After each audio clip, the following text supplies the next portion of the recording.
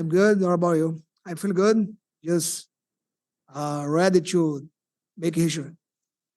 For you, I guess you've talked about this for a long time. What was it that made now the right time? Was it just the opportunity Bellator finally gave it to you, or did you feel like, why did you feel like this was the right time to make this move?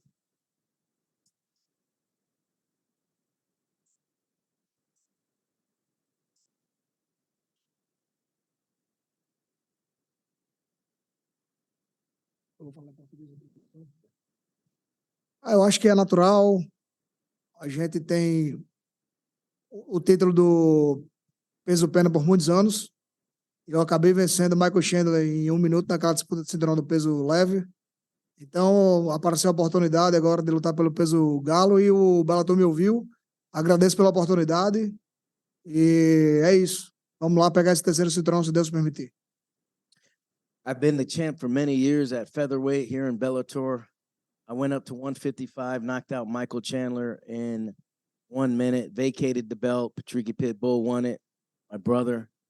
And this opportunity arose to fight for the 135-pound bantamweight title against Sergio Pettis, and I'm grateful for this opportunity. I can't wait. I'm sure when you planned this, you had an idea of how, moving down in weight would go. But now that you've gone through most of the process, is it what you expected? Has it been easier? Has it been more difficult to shed those pounds?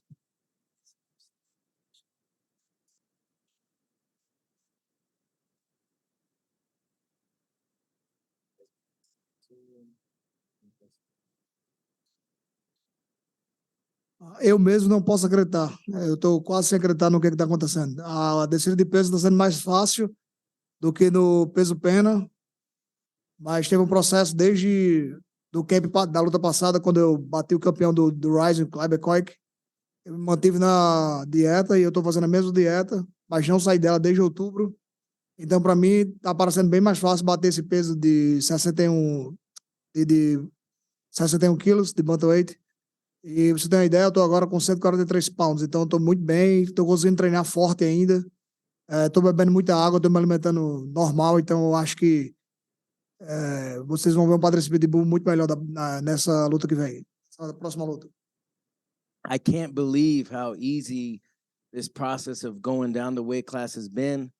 I've been on this diet since I beat the Rising World Champ Kleber back in last year, so I've been dieting. I am only 8 pounds over.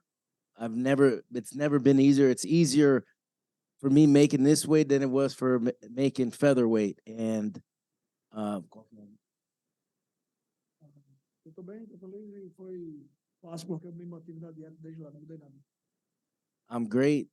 I'm ready. And it was easier than ever, easier than making featherweight.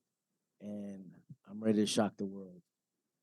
A lot of champions, I feel like once they're dominant in a division, they like to stay there, right? They're comfortable, they're winning, they're cashing big checks, but you've continued to chase other goals, moving up, moving down. So I guess why? Like, what is it that drives you to try to move outside of that comfortable spot at the top that you already have in a division? Don't like to be comfortable. I always want to move forward. I love challenges. That's why I'm always trying to put hard things to happen like that. No other fighter in any major promotion has ever held 3 titles in that one promotion. So I guess for you, what would that mean for you and your legacy? Do you feel like to be the only one to ever do something? I not think about that, but eu acredito que esse é um resultado de um trabalho duro por muitos anos, mas eu estou focado agora na luta, porque sem a vitória, nada disso vai acontecer. Então, a gente não pode agir aqui como se eu já tivesse esse título. Tem um cara duro pela frente, que é um dos caras mais técnicos, versáteis que eu já vou enfrentar. Então, primeiro tenho que bater nele, depois pensar nos louros da glória. I'm not worried about what people are going to say about me. I have a fighter that is very dangerous, very technical, and very good, a world champion in front of me named Sergio Pettis. My main focus is to become the 135-pound world champion. And then after we accomplish that goal, we'll see where everybody else wants to put me. dropping down in weight, obviously your body's going to change a lot, but are there things like timing or anything that are different as well? Like, do you think it will take you a little bit of time to get used to being in there with somebody that's an elite 135er?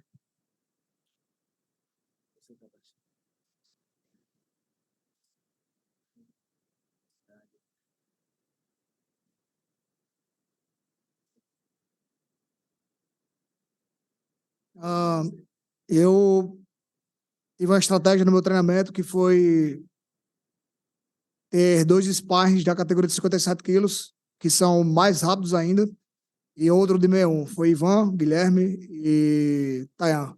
Então, esses caras me trouxeram um treino adequado, todos 3 imitando meu adversário, e naturalmente mais rápidos que eu, e eu consegui equiparar minha velocidade a todos os 3. Então, me sinto bem na categoria. Meu peso baixou natural, então tive uma descida gradual de peso, então eu estou confortável. Vamos ter a prova real no dia da luta.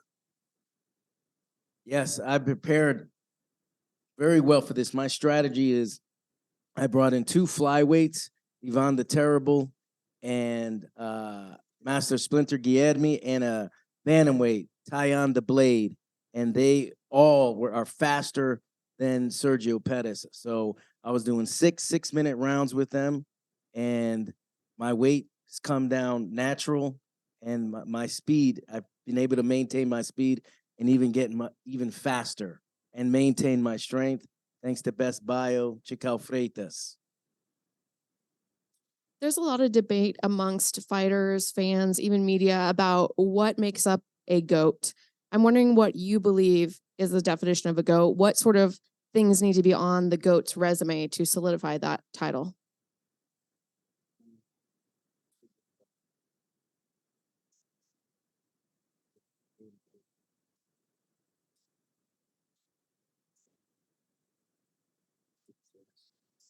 I don't know, but I'm thinking on that.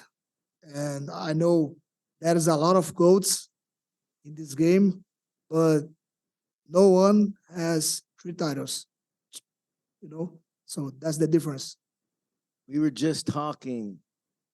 I told him a story. I said, remember when he was in a featherweight tournament and he was able to select matchmake who he gets to fight in the featherweight $1 million tournament, Grand Prix. And at that moment, when they told him that, he said, so that means I'm God. I get to pick who gets to fight. And that reminds me of, like, when you talk about GOAT Mountain, you're talking about the John Joneses of the sport and the GSPs. Both those guys have 2 world titles. The Henry Cejudos, Conor McGregor's, all champs. But nobody's got that 3rd division. And in my opinion, on June 16th, Patricio Pitbull gets God mode activated. He goes above GOAT Mountain. He's the one that selects who becomes on GOAT Mountain, in my opinion. But first, let's win that fight. My focus is on that. Hi, Patricio. Your brother Patricio is scheduled to fight your former opponent, AJ McKee. What's your opinion of this matchup? And do you see yourself ever competing against McKee since your rivalry is tied at 1 apiece?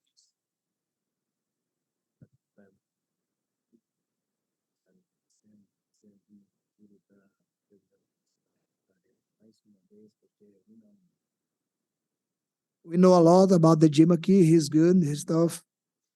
I believe my brother's going to knock him out. And about me against him, I don't know. Maybe if I go up to the lightweight division, I believe. But I don't think he's going to go down again.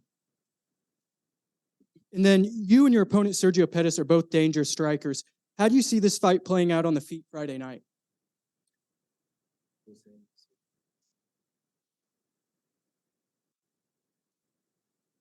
It's going to be a war between snipers. So I believe my power is going to do the difference. And then Bellator just recently announced another show in Japan. You competed on the New Year's Eve show against Ryzen. Is competing in Japan something you'd like to do again in your career at some point? Oh, yeah, every year.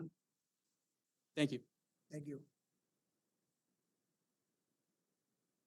Now, when you guys first sat down, your coach said the greatest Bellator fighter of all time. He just spoke about God mode. I know we can all talk about champ, and we know how significant it is for you to add a third title. But just looking at your resume, now adding another name, as you expect to do this weekend in Sergio Pettis, where do you truly feel your legacy is cemented in this sport? Not Bellator, not just champions, but overall as a fighter, as a mixed martial artist, how do you feel this weekend will cement your legacy?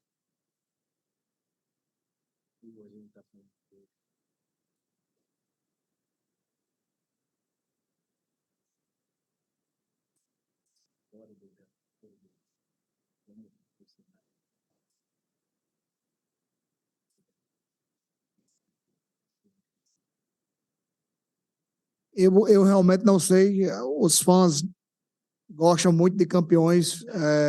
Eu não gosto dessa parte. Acho que todo lutador merece o respeito.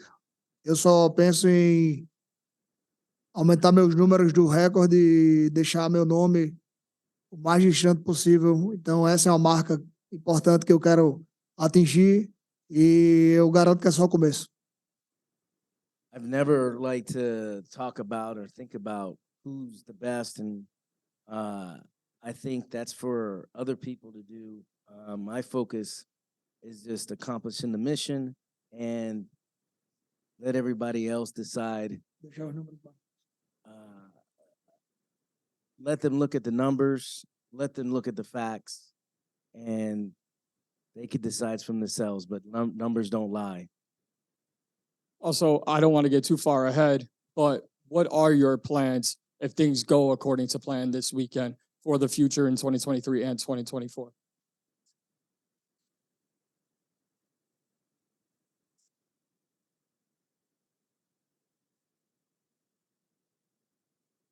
First, I have to get the victory. I don't know. We have Pat Mix as the interim champion, and maybe go to the fourth belt. I don't know. Let's see. We have to see what is going to happen. I'm feeling great. I'm fresh. I'm good. Coach, if I may, one for you. Good drop. You've been around so many great fighters throughout your career. I would only say, in respect, a fighter like Patricio has to be possessed with being great to come to you and have this conversation of having a third title fight at a third different weight class. So as a coach, when you have someone this great come to you and say, hey, this is what's been offered, we're going to do it. How do you as a coach and everything that you are with all your fighters, how do you sit down and have that conversation? And then how do you game plan for this incredible feat? Well, the first thing you think of is, can he make the weight?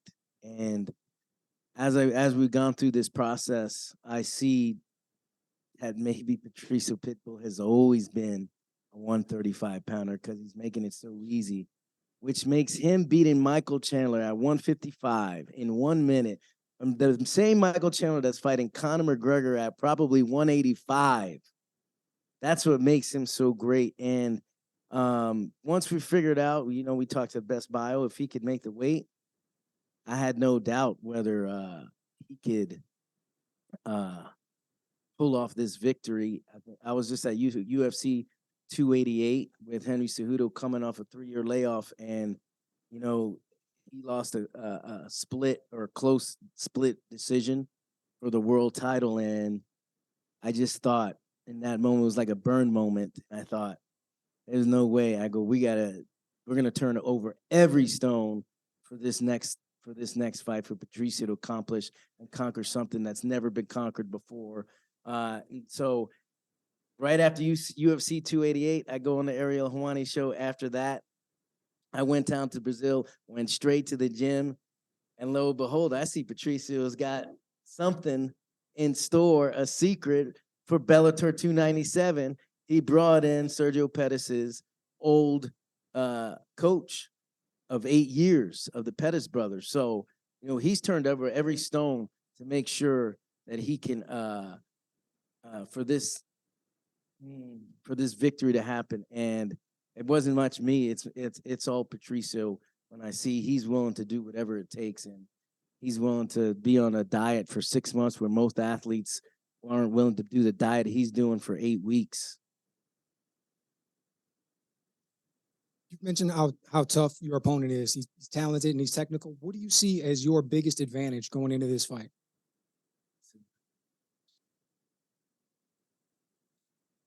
My will. Nobody has my will. Nobody. And coach, you mentioned, bringing in Daniel Wanderlei, former coach for Sergio Pettis. Can you talk about how that came about? And was it a big surprise to just you, or did you know that this was happening coming in? Oh, you know me, I'm a captain, and all is fair and love and war. I wish I could have thought of that tactic, but it was all Patricio Pitbull. A história? Pode falar. Eu fui em Recife, uma cidade perto de Natal, e a gente estava no hotel e eram 3 homens, só tinha uma cama, e aí, porque não tinha mais vaga em hotel. I went to Recife to get my visa. História engraçada. It's a city about 2 hours from Natal, Brazil. I have to get an American visa, tourist visa, or I'm sorry, work visa. And I went to my. Eu tinha que achar um hotel, mas não consegui. Só tinha três homens e a gente ficou. Quando entrou no quarto, só tinha uma cama. There was 3 of us, and then we found a hotel, but there was only 1 bed. Aí, meu amigo Rony Jason estava pensando em quem pedir ajuda, e aí ele lembrou de um amigo, Hugo. So one of our fighters, Honey Jason, former Ultimate Fighter winner, remembered doing a camp in Recife, and he had a friend named Hugo. E aí, aí quando a gente chegou lá em Hugo, já era de madrugada, já era de manhã. E by the time we got to Hugo's place, it was already like middle of the night. E o cara é um fã muito grande de luta e falou para mim, cara, eu sou amigo de Daniel Wanderlei. Ele treinava os irmãos Pettis. Você vai lutar contra a Sérgio agora, né? He said, hey, I'm a huge fan of MMA, and I'm good friends with Sergio Pettis' old coach, Daniel Wanderlei. We grew up together as childhood friends. E eu falei, sim, vou lutar. Aí ele disse, você quer que eu fale com ele? Eu falei, mas como assim? Ele não treina Sérgio? Ele falou, não, faz 2 anos e meio que eles não trabalham mais. He said, you want me to give him a call? He goes, well, doesn't he still coach Sergio? And he goes, no, he hasn't coached him in 2 years. Isso era 3 horas da manhã, eu nunca imaginei que ia encontrar um cara que conhecia o ex-treinador dele. It was 3 in the morning. I never imagined that I would run into someone who knew Sergio Pettis' ex-coach. E aí eu fui para casa de manhã, tirei meu visto, fui para casa. E assim que eu cheguei em casa, eu recebi a ligação de Hugo, perguntando se queria que ligasse mesmo. E aí eu falei, porra, eu não quero ser antiético, mas se você ligar e perguntar por você mesmo, perguntando a ele, pode fazer a ligação. So I went home, went back to Natal, thought about it, and I gave Hugo a call. I said, listen, I don't want to be unethical. If you want to give him a call and see if he's available or interested in coming to Brazil and coaching, go ahead and see what he says. E aí ele fez uma ligação entre nós 3, e aí Daniel falou que respeitava os irmãos, mas que seguiram caminhos diferentes, e que é profissional, e eu convidei ele pro meu campo, ele aceitou. So we did a 3-way call, and he said, I don't work with the Pettis brothers anymore. We're professional, and Tenho família para sustentar, e eu aceito. and I have a family that I have to support, and this is my job, and I'm interested. I'm interested in being part of your camp, and that's how it went down. 3 in the morning. That's it. Thank you, guys.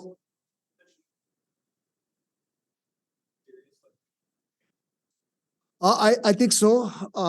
Before accepting that fight against Sergio, it's not my mind, because I was like, how do I say, 18 pounds. I am like 7 kilos, like welterweight division. And I know it's hard to make the featherweight weight. But now I am like 6 months on diet or more. And I realized that it's possible. So after this fight, if I win the fight and the belts are available to challenger, I'm on it. Wow. Drop the mic.